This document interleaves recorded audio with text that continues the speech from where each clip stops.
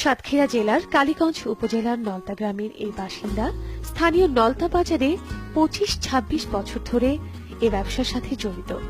চানাচুর, পেঁয়াজু, আলুর চপ, বেগুনি সহ আরো কিছু মুখরোচক খাবার তিনি বেশ দক্ষতার সাথে তৈরি করে সাজিয়ে রাখেন ক্রেতাদের জন্য।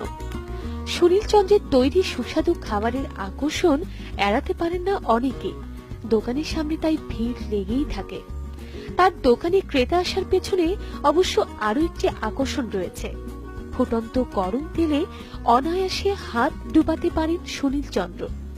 এরকম ফুটন্ত তেলে অন্য কেউ হাত দিলে নির্ঘাত তা পুড়ে যাবে, কিন্তু সুনীল চন্দ্রের কাছে এটা খুবই স্বাভাবিক ব্যাপার।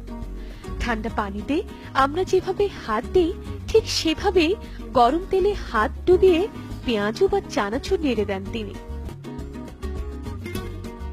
গরম তেল এক হাত দিয়ে তুলে ঢালেন আরেক হাতে, কখনো মুখের ভেতর। চমকপ্রদ এই দৃশ্য দেখে উপস্থিত সব দর্শকই বিস্ময়ে অভিভূত হন। প্রথমে বন্ধুদের কথা শুনে অনেকটা মজা করে খেলার ছলে গরম তেলে হাত দিতে শুরু করেছিলেন এবং এটা করতে গিয়ে ধীরে ধীরে তেলের গরম সহনীয় পর্যায়ে চলে এসেছে।